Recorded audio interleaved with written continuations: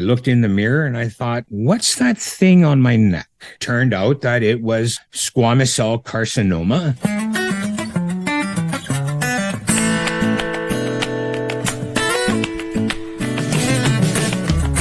Welcome to another episode of Chewing the Fat. I am your host, Big Rob.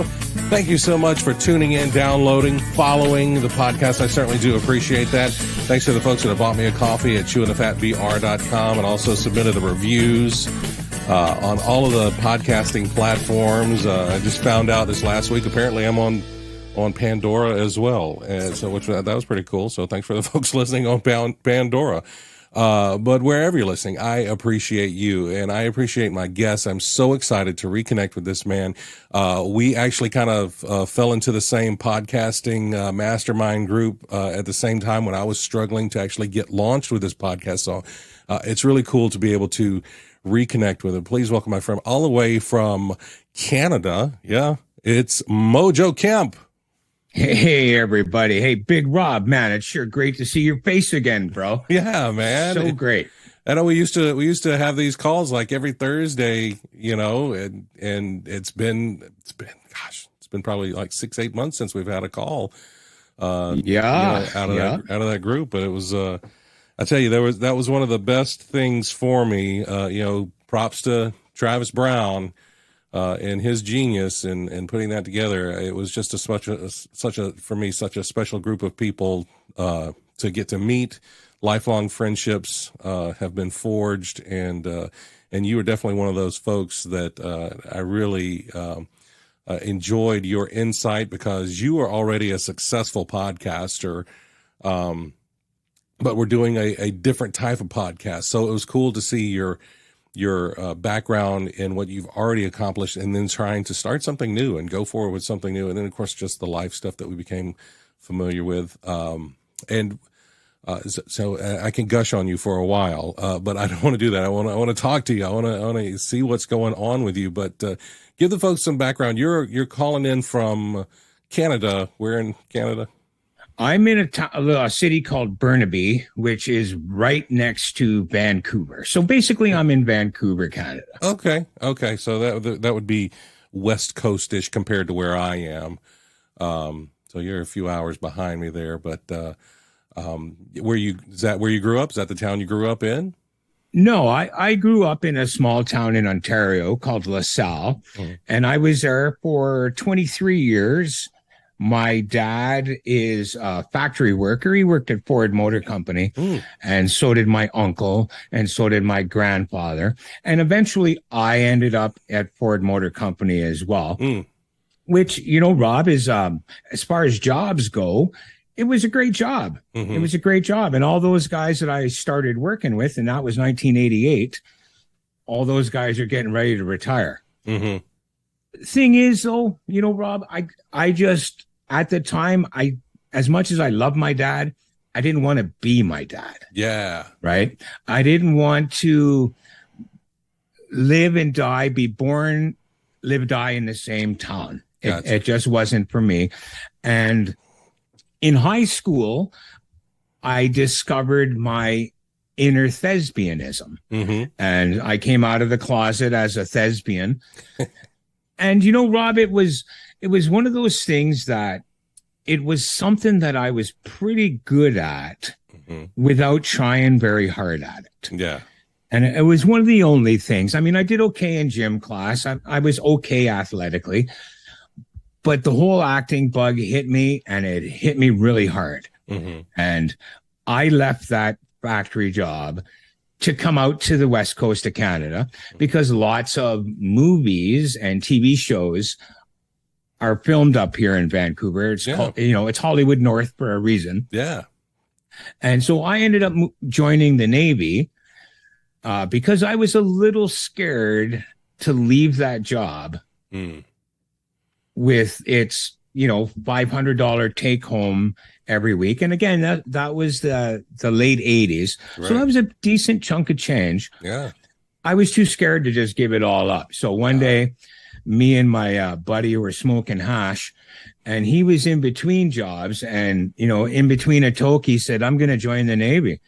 and I took a hit myself, and I thought about it as I held it in, and I said, okay, man, I'll go with you. Wow. I've always loved the water and stuff. And my dad was an Army guy, and I just said, I'll go with you, man. Okay. And the next day we went and signed up. Okay. So how long were you in the Navy for? The basic enlistment in Canadian service is 3 years. Okay. So I had only went to join for 3 years, although I did sign the paper to stay in, but 2 hours later, I thought, what the hell am I doing?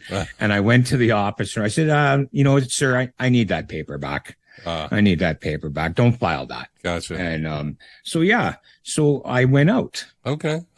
I got out. Yeah. So what did you? I'm just curious because I was never in the military or anything like. What did you do in the Canadian Navy? There, did you get on the water? Were you on a ship? I was on a destroyer, a Canadian destroyer, and Rob, we have a little Navy comparatively to some of the larger navies in the world, but we were specialists, right? We were sub hunters, and that's what we specialized in.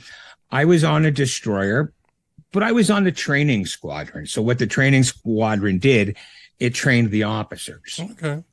So basically, where a regular squad, say, going from Vancouver to Hawaii, went straight there, in training squad, we did circles all the way there. Oh, wow. Because the officers were learning how to move the ships in formation and stuff like that. Gotcha. So we spent a lot of time turning circles. Gotcha. Well, so when you left the Navy, you're in Vancouver. You still have this dream of getting into acting and doing that type of thing? Yeah, the whole reason I joined the Navy, the whole reason I came out here was to get into the acting, which I did. I did start to get into it. I had some minor successes here and there, nothing too big. The best I did, I got into a 1999 Ford Mustang commercial. Oh, nice.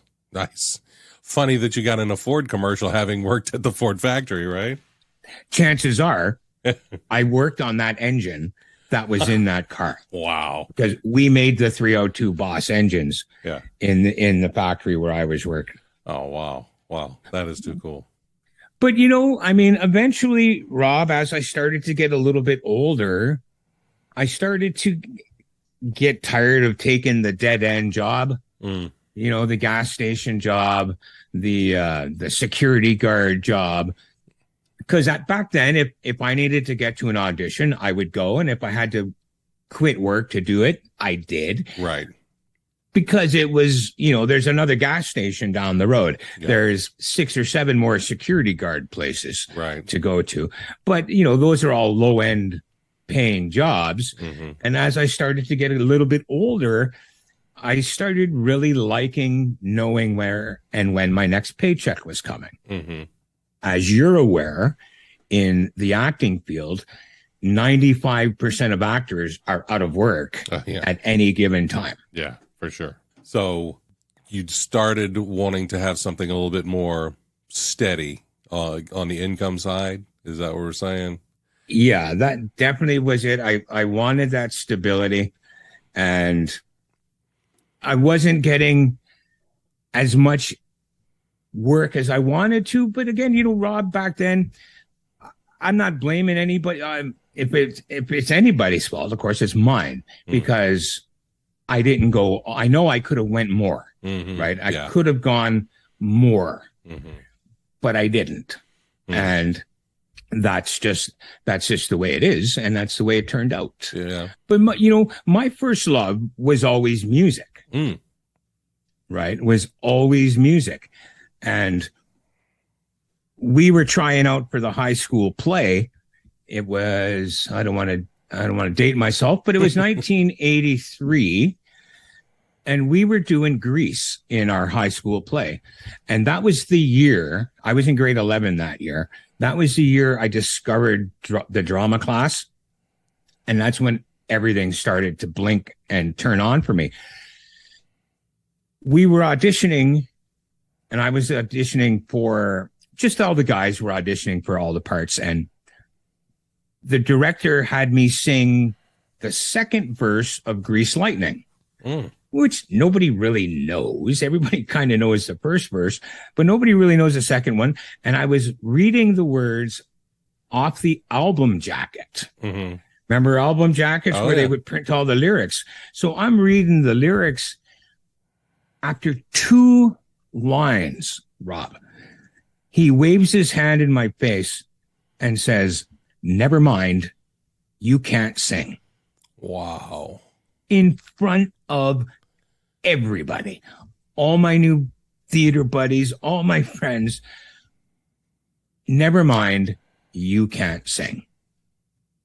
I was 15 years old at the time, and I was devastated. Devastated. That's a rough blow, man. I mean, at 15, I mean, that's such a formative year. And I mean, life's already hard in high school and all like that at that age. But to get something like that from someone that was supposed to be a teacher, a mentor to you. Exactly. He was my drama teacher. He was the one that started to light it all up for me, and then just, never mind. So it was pretty devastating. I mean, obviously now it was 40 years ago, Rob. Now at 55, I would be able to handle that a little bit differently. But at 15, it really crushed me. I got a part in the show, and my character actually had a song, and they took it away and gave it to one of the other characters. Oh, wow. Yeah. Wow. Yeah. So I stopped singing, right? I stopped singing. Me and my buddy would sing in the car. We're that type. And that was it. And, I thought maybe I was sure I was sounding okay, right? And, but I just didn't know. I wasn't sure, and I was no confidence. And it still causes me problems. But while I was in basic training, in the early days of basic, of course, there's no radio, there's no nothing. While we were sitting there polishing our boots one night, I thought to myself, none of these guys know that I can't sing. None of them were there. They don't know. And if I don't tell them, they don't know. Yeah. So we were sitting there polishing our boots, and I just started singing, Sitting on the Dock of the Bay. Great Otis Redding track. Oh, yeah. Just polishing my boots, sitting in the morning sun. And as I'm singing, I look over at the guy next to me who's also polishing his boots. He's bobbing his head along. And when I get done singing, he looks over at me and goes, "Hey, man, that was right on. Good. That was excellent." And that started the wheel turning. Maybe Mr. Raisbeck was wrong. Because I'm a non-cigarette smoker, right? At shower time, all the smokers ran outside for a final smoke. All us non-smokers got the shower first. So I was in there with the same 4 or 5 guys all the time because there was only a few of us that weren't smoking. Well, you get a bunch of guys in the shower, and the next thing you know, there's a doo-wop band going. And my basic training squadron, we formed a little doo-wop band. I get onto the ship, and of course, I'm back to not knowing anybody. I run into this guy. We hook up, turns into my main running mate. Well, he's a bass player. One thing leads to another. There's a bass player on board. There's a drummer on board. There's a couple of guitar players on board. Next thing, we have a ship band, where we would rent gear. And when we were on our way to Hawaii and places like that, on a Sunday in the Canadian Navy, in the afternoon, you have what's called a banyan, which is just a big barbecue. And, only the guys that are on duty have to be on duty. Nobody else has to work. We would set up all our gear and play out on the quarterdeck. Oh, wow. Yeah. And so that was pretty cool. And sometimes we would play in the foreign ports and stuff like that. And so that was a lot of fun, man. That was great. Then I got out and went back to the acting thing. And it was what it was. I got a couple of paydays, Mhm. right? I made 25 large off that Ford Mustang commercial. Nice. I don't, I still have the tattoo that I paid for from Nice. that money, right? But that's all I got left of it. Yeah. And then so in that, when you're like, okay, the acting thing it's not that you don't love it, it's just it's hard, and it's hard to keep bills paid and jumping from job to job and all like that. So that found you back where for employment then? Eventually, my buddy hooked me up. I started working with special needs guys. Mm-hmm. First off, it was more like the juvenile lawbreaker kids that were having trouble that way. And then it moved in more into the special needs folks, the autism guys, the Down syndrome fellas. And I worked there. Probably I did about 13 years of that. Oh, wow. And I still have a young man that lives with me. He's got Down syndrome, and we've lived together for nearly 20 years. Oh, wow. So, I'm still in that game. Mm-hmm. But I never lost that love of performing. Mm-hmm. Right, Rob? I never lost that love of performance. And I never, even though I technically, air quote, couldn't sing, I'd still love the sound of my voice. Right. I still have never met a microphone that I didn't like. I got friends of mine who see a microphone and they run the other way. Right. And I will go right up to it. Is this thing on? Hello. Right. Yeah. So I became, I was always sort of a spiritual guy. Mm-hmm. We were Roman Catholic growing up, but that didn't continue for me, but I was still a spiritual guy. Mm-hmm. And I hooked up, I'm a Wiccan. Mm-hmm. So I took that love of performance and I'm able to use it in my spiritual path by putting on ceremonies, putting on rituals for people.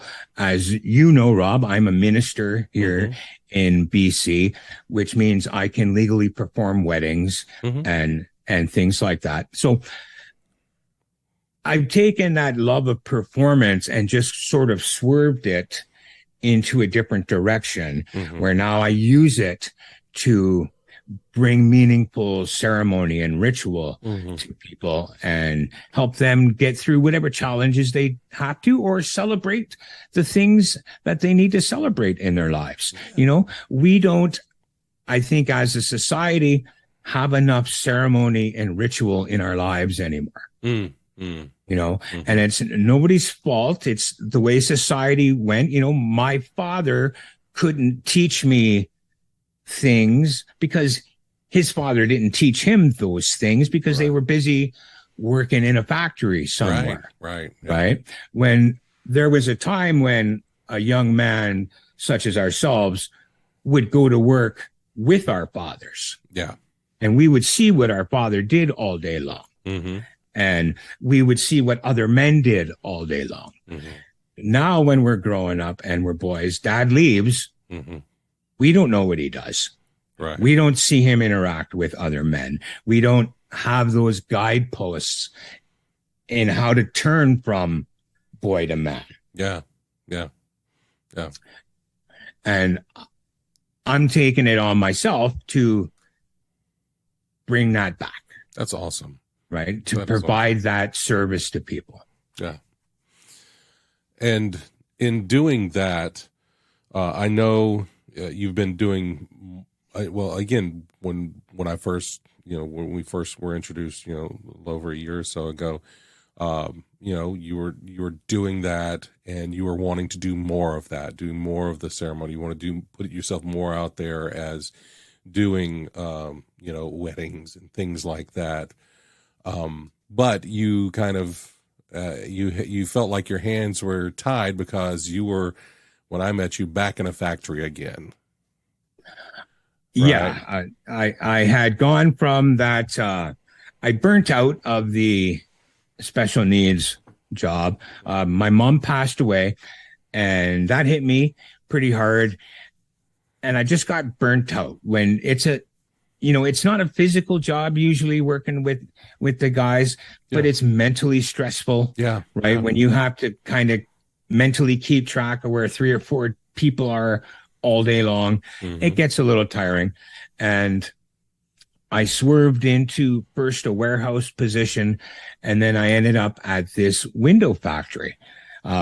It was okay. It was an okay job if that what you're looking for. But one day, Rob, as you know, it was late November 2017. I got out of the shower one day and I looked in the mirror and I thought, what's that thing on my neck? I had this lump on my neck, and I did the middle-aged guy thing, right? It'll go away. And after a week, it didn't go away.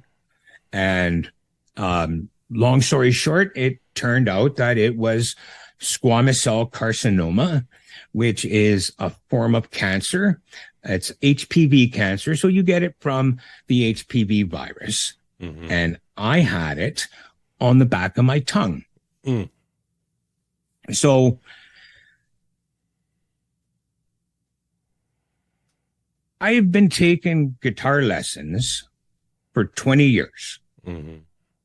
And I'd had a band that broke up. And after it broke up, I kept taking the lessons and stuff, but I really wasn't doing anything, Rob. Right. And I had some of these songs. I had songs that were 10 years old that were just kind of sitting there. And I was writing these songs and I was always gonna. Yeah. I was always gonna do something with them. Yeah. And I walk out of the shower with this lump on my neck, and Mr. Kemp, you have cancer. Yeah. And it's on the back of your tongue, singer boy. Right. Speaker, presenter, user of voice. It's on the back of your tongue. Yeah. So first call went to my sister. Second call went to my guitar teacher. Yeah. And I said, bro, it's cancer. It's on the back of my tongue. 35 doses of radiation going in. I don't know whether I'm going to be able to talk again. I don't know whether I'm going to be able to sing again. 20 years of guitar, all these songs sitting there. What am I going to do? Yeah. What am I going to do? So I said, bro, I don't know what to do. And Chris just said to me, says, don't worry. I got you. I know what to do. He called a studio who was just not too far from us and booked some studio time. And so me and him went into the studio. Now, I can play the songs on guitar, but to be studio ready, you want to be pristine, perfect in all of it. I wasn't there. So Chris, who's had a hand in every song I've ever written, said, look, don't worry about it. Don't worry about the guitar. I'll play the guitar. You just go in there and sing. And so we went in, and in three half-day sessions, we recorded 13 songs. And I shut everything else off, because treatments hadn't started yet, nothing like that. All I knew is I had just had cancer in my face. And because of the support I got, of course, my wife supported me from first off, right? But because of Chris and Mike, who ran the studio, who actually bumped out another band to get me in, who it turns out his sister was dying of cancer during the whole time. Wow. Because of the support I got from those guys and the support at home, I was able to shut it all off, Rob, and just sing. That's awesome. And we recorded the tracks. I went in for the treatment, 35 doses to the back of my throat. So at the end of it, I could I could barely talk. I couldn't sing. I could just barely talk. Eventually, it started to come back. And I was okay talking, but I still couldn't sing. Yeah. And I wasn't pushing myself. I didn't know, I wasn't feeling sorry for myself or anything like that, because actually I felt pretty good. I consider 2018 the greatest year of my life. Wow. Right? Because of what I overcame. Yeah, for sure. And I booked a gig. I booked a gig. I was going to open up for a young lady who was coming to town, a 30-minute opening set. I didn't know if I could do it, but I took the gig because I need that gig to shoot for. Right. So I can focus on practicing. I need to have something to practice. So I started practicing my songs. First song in, my voice would crack. Done. Yeah. Wouldn't come back. Next day, I might get a song and a half. Gone. Yeah. For 2 weeks, I couldn't get through the set. So finally one day it cracks and I threw my guitar down. I didn't throw the guitar down. Yeah. Too expensive to throw the guitar down. But I put the guitar down and I ran upstairs and I put my head in my wife's lap and I cried and I cried. I said, it's over. It's over. I can't do this. I can't keep putting myself through this. And what I do, Rob, I lifted my head. I wiped my tears away. I called Chris. Yeah. Chris, I got this gig coming up. I haven't been able to sing the songs. You keep telling me about this new voice teacher that we have at the school. You have to hook me up with her. Not soon, today. Yeah. And I hooked up with a young lady. Her name is Rocky Riobo. And I took 20 months of lessons with Rocky. And she got me from not being able to sing to hitting a G above middle C. And when I hit that note, Rob, she lost her mind. That's awesome. She lost her mind. It was such a big change from that teacher that told me I couldn't sing. Yeah. To my teacher losing her shit because I hit that note. That's awesome. One of the biggest things I ever took from Rocky, besides learning how to sing, the lesson I took from her was always celebrate your student's success like it was your own. Yeah. Yeah. Right. And I was able to do that gig and I've been able to continue singing. And I'm actually now, I hit a high C the other day. Wow. I know. That's I know. awesome. The first time I just kind of touched the bottom of it. Yeah. And then 2 weeks later, I was able to grab onto it and hit it. But Rob, that didn't come easy either. Yeah. Because in April, I got a little snipple. It wasn't COVID. Touch wood, I've still got my COVID cherry. But something changed in my throat and I couldn't sing again. I was getting a lot of vocal fry. I was getting a lot of hoarseness. And it had happened once before, but it only lasted a week and went away. This time it was months and months and months and it was still going. And I had an oncologist appointment. She put the camera down my throat and I was telling her what was going on. And she goes, well, I do see some swelling. But that's all I see. Oh, and by the way, I don't see any cancer if you care about that. Right. And I went, well, I said, Doc, of course I care about it, but I know that's gone. Yeah. You told me yourself that was gone, and I believe you. I know that's gone. Right. I need to know what's going on right now with my singing. And she sent me up with a specialist, a voice specialist who her specialty is the larynx and vocal cords. And I thought, oh, excellent. Right. Sweet. I'm going to get some answers.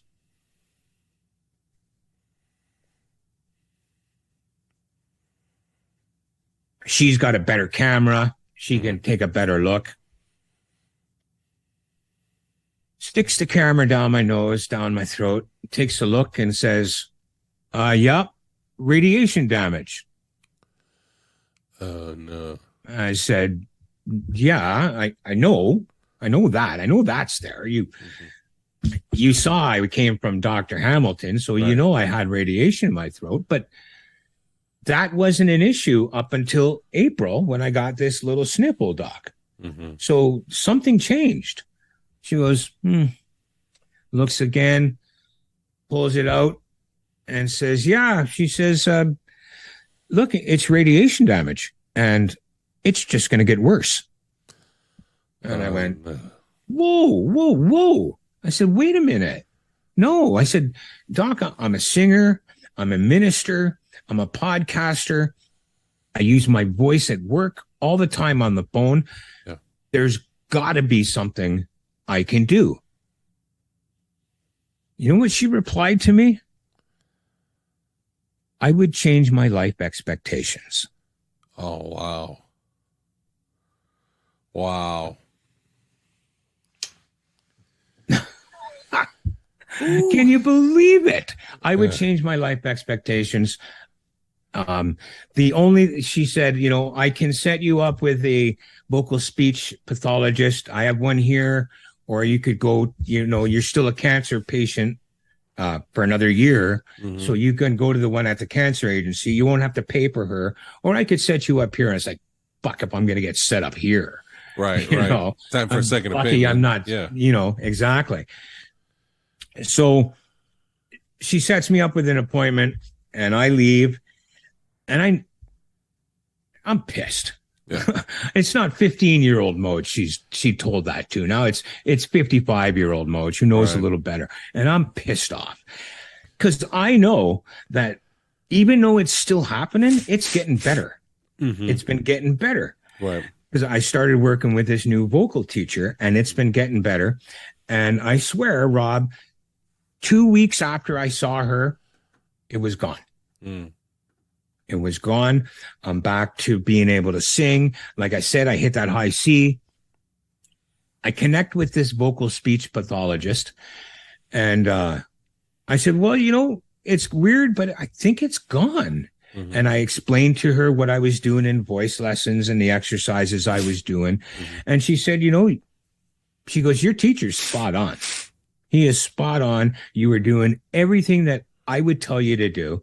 She said, the only thing I would add was maybe, you know, hum a couple times a day and do some lip trills just to keep things warm and loose. Other than that, keep doing what you're doing. And she said, and I see your pictures and I'm looking at your chart because we were meeting on Zoom like you and I are. And she said, I don't think it's going to get any worse. Just keep doing what you're doing. I don't think it's going to get any worse. That's great. That's great. And I went off on that doctor.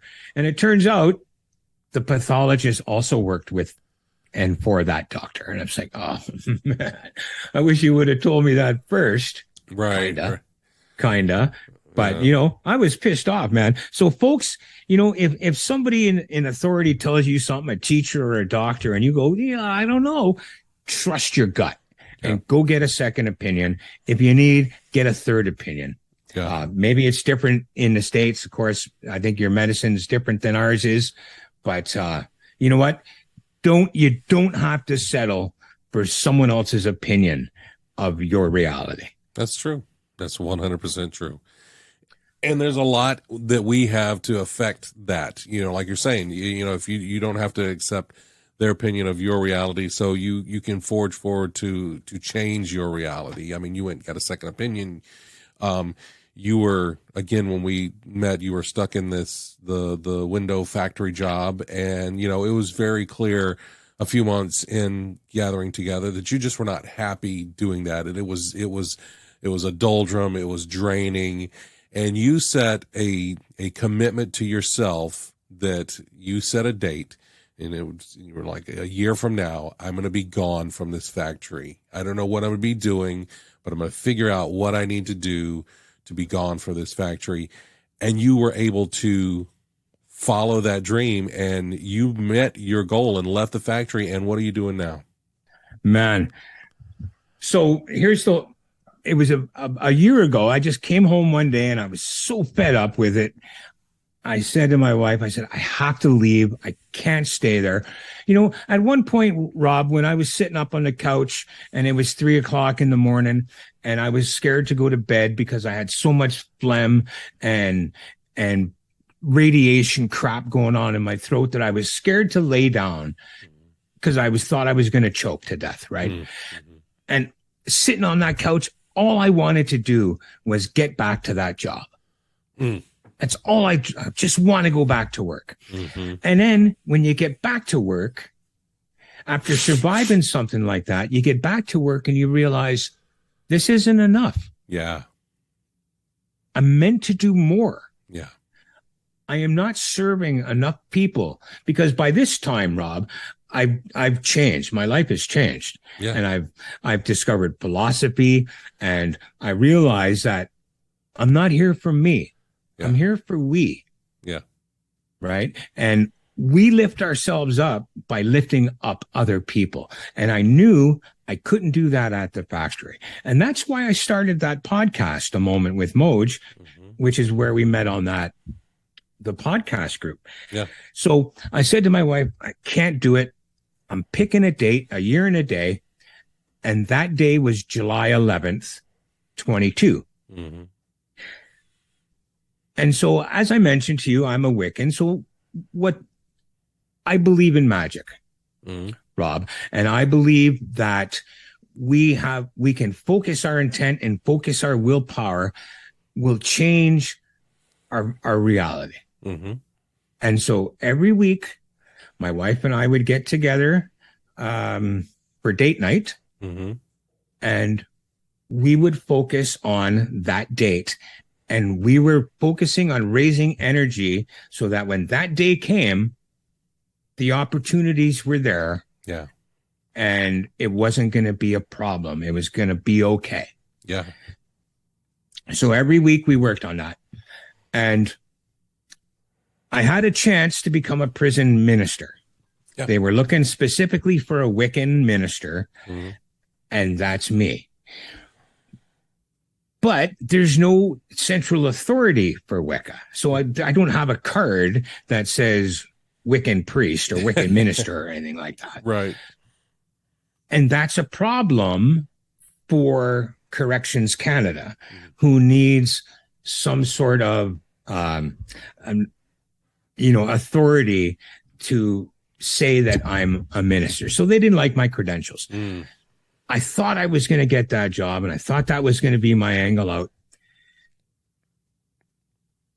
And the day I was going to record Moment Wtih Moj 100 was the day they called me up and said, no, sorry, no go for you. And I was super bummed out. And I thought, I can't record the show tonight. But that was going to be 100, man. Yeah. 100 days, 100 shows in a row without missing one. Yeah. And I thought about it, and I said, I'm not letting Corrections Canada take that away from me. So I went and I recorded the show. My guitar teacher listens to the show. So he was listening to it, and he was all excited because it was show 100. And he's, as you guys have already heard, he's super supportive. He heard the big letdown. Wah, wah, wah. He calls me up the next day and says, look, I got an extra ticket for this show. This friend of mine's playing in town. Why don't let's go have an evening together and go watch this show. And he says, oh, by the way, I got this idea that I want to pass by you. Okay, sure. Awesome. I mean, I always love spending time with him, and I'd love to hear some live music. So yeah, great. We meet at the school, and I see a friend of mine, and Chris is finishing up a lesson, and we're looking around the school, and I was telling the guy, his name's Cameron, who's actually a doctor. And I was looking at this empty room, and I said, Cam, that should be my room. I said, I was Chris's student for 20 years. Never once did I say to him, hey, Chris, why don't you teach me how to be a guitar teacher? I said, that should be my room right there. We laugh about it. Chris and I leave. Rob, not 1 hour after I made that comment, Chris says to me, he says, you've been a student for so long. You've had so many lessons. You know what a good lesson is. You know what a bad lesson is. You're a great player. You should become a guitar teacher. I'm going to train you to become a guitar teacher. And I was stunned. Yeah. And I don't know why I was stunned. I don't know why, because I know magic works. Right? Yeah. But I was stunned and it's like, oh, wow. Well, of course. Yes. Yeah. For sure. Now, we didn't get started on that right away. Mm-hmm. Right? A couple months go by and I'm still pounding away in the factory. And he says, okay, Chris and I started a music podcast called Everybody Speaks Music, available on all your podcast catchers. And he says, you're so personable and you do such a great interview and stuff.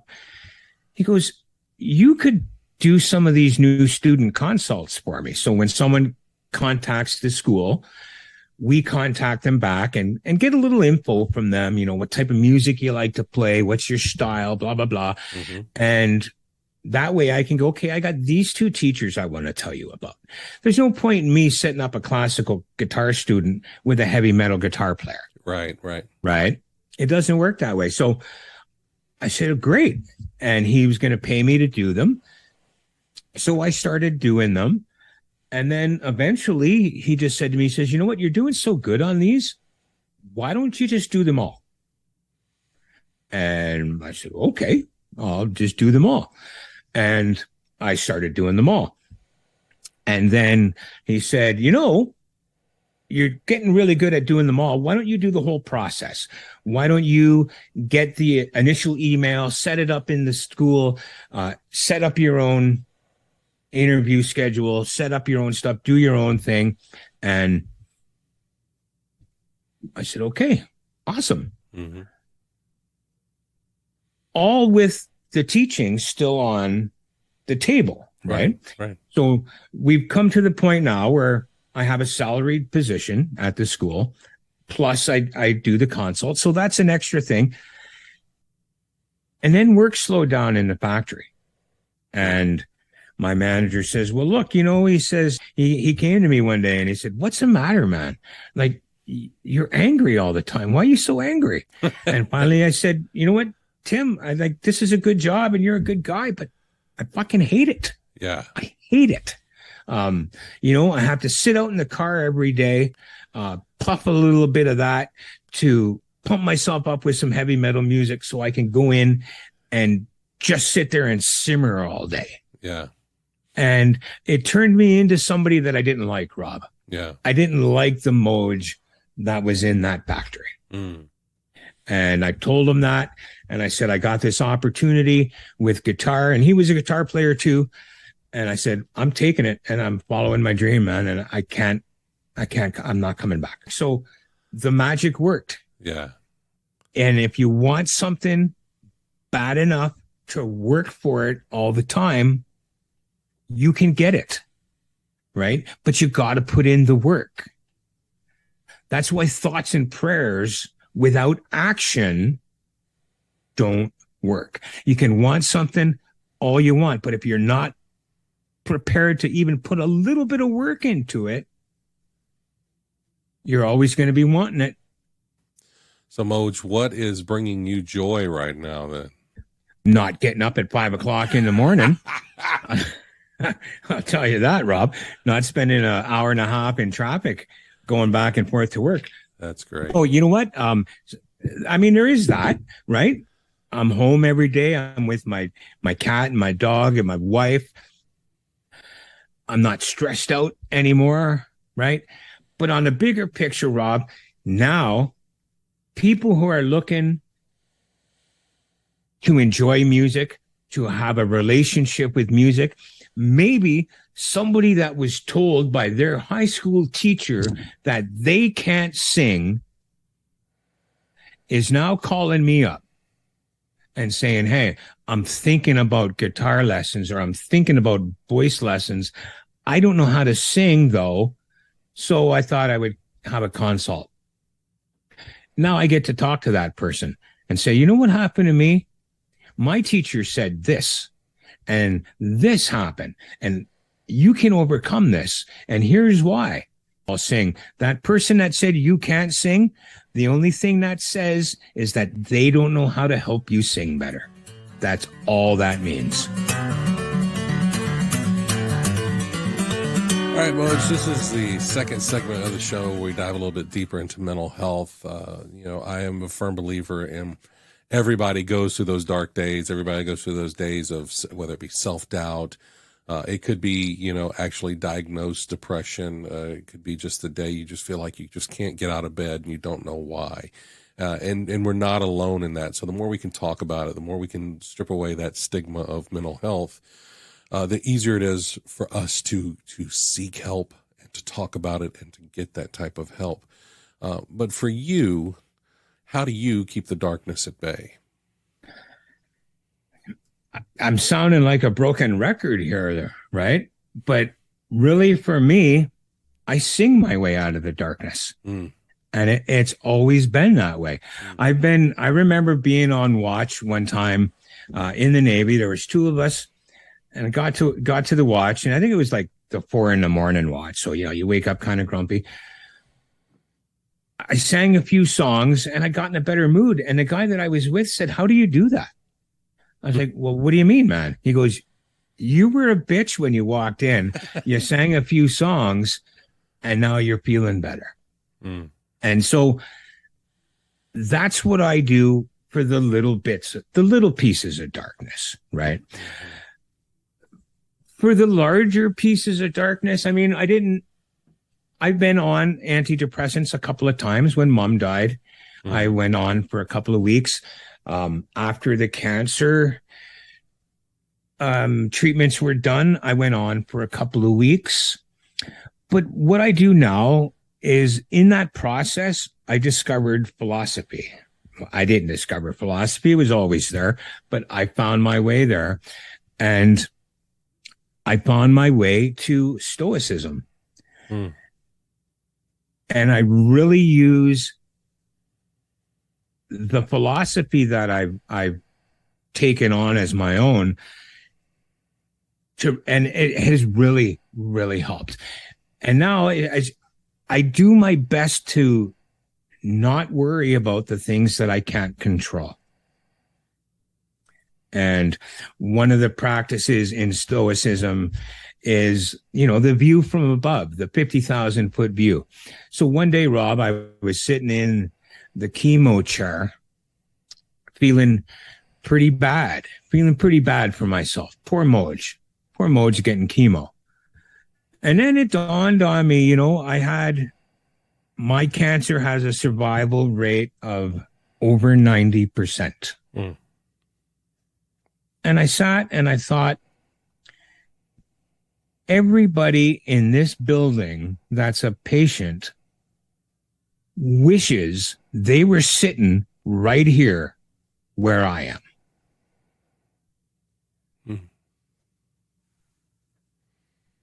And it dawned on me that it could be so much worse. Yeah. And that's how I'm trying to look at it now. It can always be so much worse. And we don't have to let these negative things be baggage. If we can switch our perspective on them and look at these incidents in our lives, and instead of focusing on how much this incident hurt me, to how much did this incident teach me? And what's the best thing? What's the gift that this situation gave me? Right? So I got cancer. but it showed me that I could survive it, that I was tough, that I was strong, but not only me. It showed that my wife was tough and strong and that she would be there for me. And it really separates the people. You find out pretty quick who's got your back. Mm-hmm. Right. And those are the people that you have to hold on to and hold in your life. And everybody else can go away. Right. If the people in your crowd aren't lifting you up, you need to get a new crowd. Right? So I've been able to just use that philosophy and control situations, only the things that I can control, not worry about the things that I don't have to worry about. I used to get really angry when people would cut me off on the highway. And now I think, sure, I still get, right? But then I think, wait a sec. Maybe he needs to get to the hospital. Maybe his wife called. Maybe his dog got hit by a car. Could be 1,000 reasons why that guy or gal needs to cut me off. Right. Let's just go with it. Let's just give them the benefit of the doubt. And there's no reason to let 5 seconds of your day wreck the other 68,000 seconds of the day. Right. And I mean, that seems like, obviously you were uniquely put in that turning point to realize that, like you said, that you were in a place where the other people that were around you wish they had been and had an outlook that was even half as good as what you had. Mm-hmm. Yeah. It was a very powerful moment, and it was like, wow. The old Bob Marley quote, you don't know how strong you are until, you don't know how much strength you have until all you have left is strength. Something like that. I butchered it. Sorry, Bob. But it's true. Yeah. It's true. And, folks, you have to watch your thoughts and you have to watch what you say. Rob, I used to be a big guy. I was 282 pounds at one point. And I had this little joke I used to say to whenever somebody would come over, and I had this little joke. And I used to say, if it comes with some weight loss, I wouldn't mind getting a little sick. Oh, wow. Ha, ha, ha, ha, ha. Right. But I'd say it all the time, right? Every weekend when friends would go, ha, ha, ha. I couldn't ask for anything. But no, I asked, hey, if it comes with weight loss, I don't mind getting a little sick. Well, that day, the universe was listening. And it said, really? This is what you want? This is what you're asking for? You could ask for a hit song. You could ask for a catchy chorus. But you're asking to get a little sick so you could lose some weight? Okay. Bam. Here's a little cancer. Enjoy the weight loss. And it worked. I lost 70 pounds, but it's not a diet program I would suggest. So be careful, friends. Guard your thoughts. And because that shit's real. When you focus on negative things and you focus on how bad things are, that's what you're going to see. That's what you're going to get. Your brain, your subconscious, the universe wants to prove you right. So if you say to yourself, why am I so stupid? Your brain's going to go, here's why. Because it wants you to be right. So it's going to prove to you that you're right. It's going to prove to you the reasons why you're so stupid. So don't say stuff like that, friends. Right? Put it in a positive light. If you wake up today going, ugh, what's going to happen today? Something's going to happen. If you wake up going, how great is today going to be? Today is going to be an awesome day. The universe is going to show you reasons why it's going to be awesome. Maybe it's a flower outside your door. Maybe it's the sunrise. Could be anything. just need to start the ball rolling. That's basically it, man. That's what I try to do. I mean, I'm not perfect at it, right? And one of the best ways to keep the darkness at bay is to help keep other people's darkness at bay. Because if you can shine your light is eventually going to reach somebody else's dark corner. Mm-hmm. And you may not think of yourself as somebody that can reach out and lift somebody, but you don't have to be a doctor. You don't have to be a nurse. You don't have to be a minister. You don't have to be anything. All you have to do is care. And you can lift somebody up. And the best way to lift yourself is to lift those around you.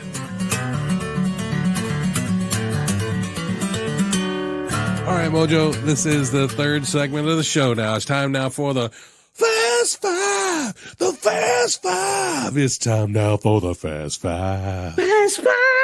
Fast Five. Man, I've been waiting a long time to be part of the Fast Five. Maybe they should have come up with a more metal version of it. Fast Five. Fast Five. Yeah.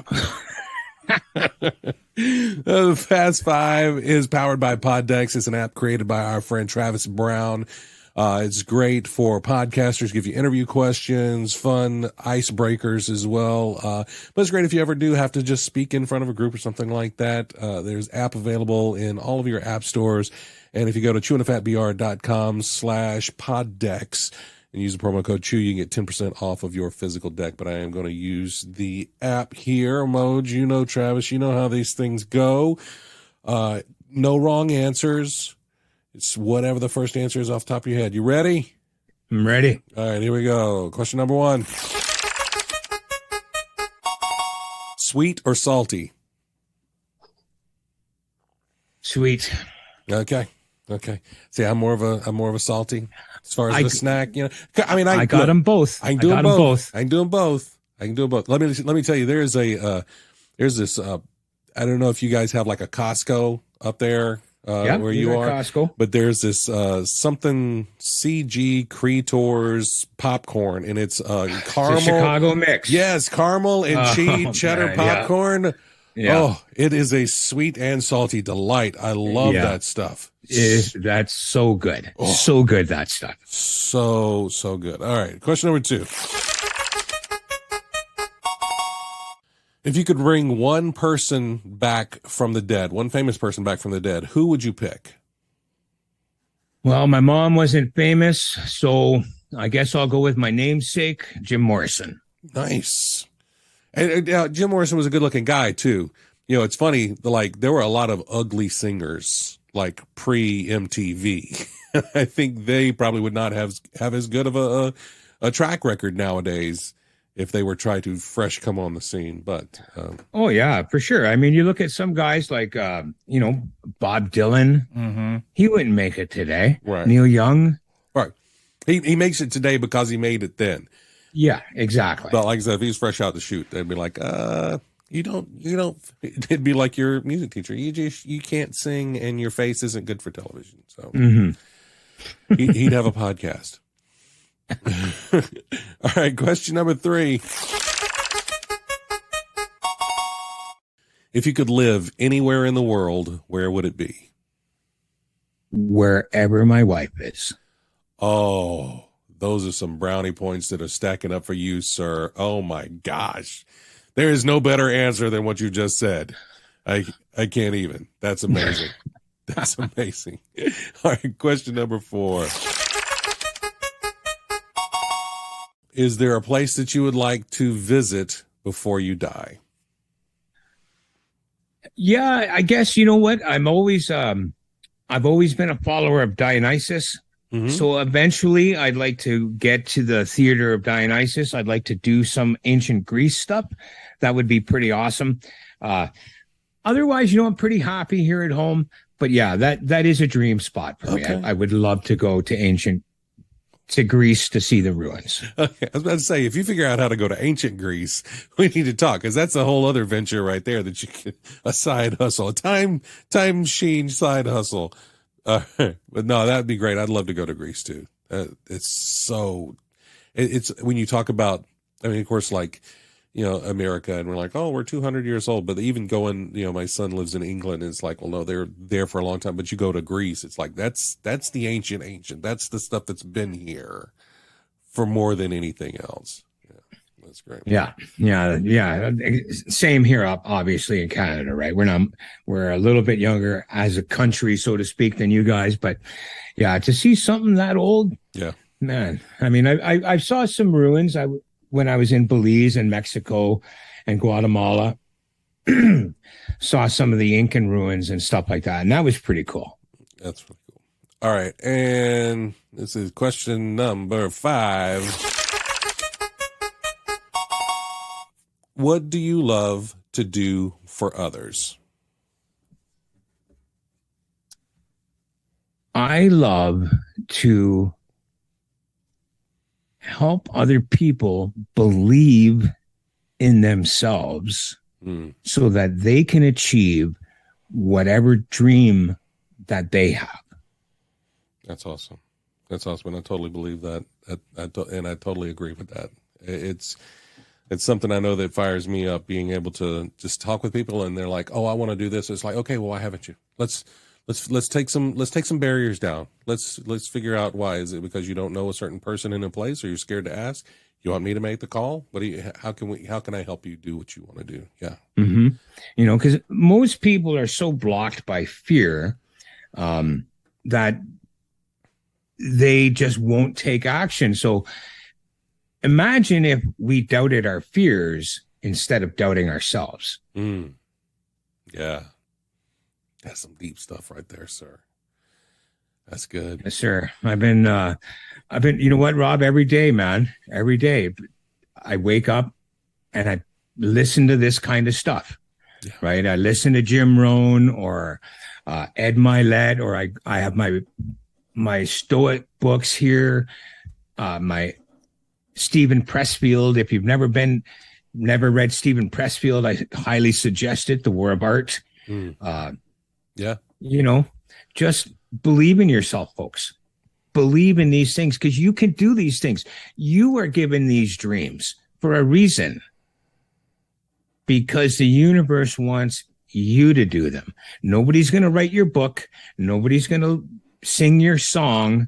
Nobody's going to do your podcast but you. And it doesn't matter what it is. It could be anything. You could be a genius apple pie baker. Yeah. Well, take it and go with it. Yeah. That's awesome. Moj, that's our 5th question. That's the Fast 5. And that is the show. Thank you so much for spending some time with me, my friend. Oh, Rob, I've been waiting to do the show. I'm so glad that we were able to hook up. Yeah. You have been such an inspiration and such a positive light in my life. I just wanted to thank you for that. And friends, if you could do anything for me, please get out and give Rob's show a 5-star rating. Share it with everybody, because it's such an uplifting show. And shout out to Baby J, who came to my show after being on your show, Rob. So yeah. I just wanted a Moment with Moj has been hiatus for a couple of months. I got to 200 and I was so burnt out, Rob. Yeah. So burnt out. I knew at 150 I was in trouble, but I made it, and I'm planning to bring it back. Good. But just not yet. Yeah. I got too many balls in the air right now, but thank you so much for having me on your show, man. I can't wait to listen to the edited version and let the wife hear that special answer. That's right. And a shout out to Travis too, really, because I'm still in touch with a lot of those guys. I'm still in touch with you. I'm in touch with Anero. I'm still working with Craig. Yeah. It's such a good group of folks. Moj, if people want to keep up with you and what you have going on, what's the best way they can find you? Obviously, you've got the podcast and stuff like that, which I'll put the links to. But if they're on social media or just want to keep up and find out more about Moj. I'm at Mojo, M-O, first name Joe, last name on Facebook. I'm at Wigglian Mojo, Wigglian Mojo on Twitter. And yeah, you can find me at the various podcasts, The Wigglian Way, A Moment Wtih Moj, Everybody Speaks Music. And if you want to hear my music, you can go to www.bandcamp.com/Mojo Kemp. Awesome. And again, I will put those links in the show notes so folks can have easy access to be able to find you and all the amazing stuff that you have going on. Again, Mojo, thank you so much for being here, my friend. Thank you, Rob, and thank you for everything you've done for me, bro. I love you immensely. I love you too, my friend. I love you too. If you would like to support this podcast, please consider buying me a coffee at chewingthefatbr.com. But until next time, I look forward to when we have a moment to sit a spell and chew the fat.